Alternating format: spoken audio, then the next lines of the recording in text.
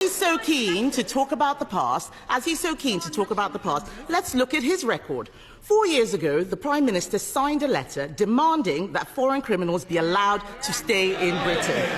Dozens of Labour and Liberal Democrat MPs repeatedly signed these letters insisting that rapists and murderers be allowed to stay here.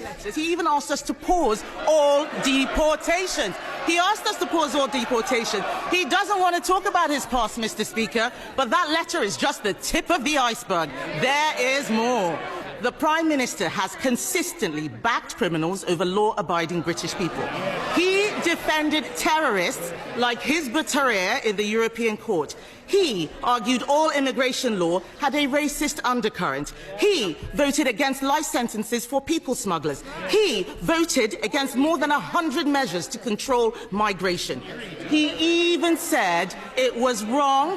He even said, Mr. Speaker, that it was wrong when the Conservatives took away Shamima Begum's citizenship.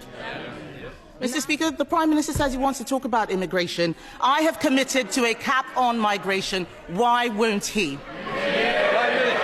Mr. Speaker, she talks about my record. For 5 years, I was the chief prosecutor prosecuting people who went to prison, many of whom were then deported. So while she's talking, I was actually doing the hard yards of convicting those that should be in prison. And she presided over record numbers of asylum seekers in this country, a record number of lawful and irregular migrants. That is 14 years when they lost control of the borders.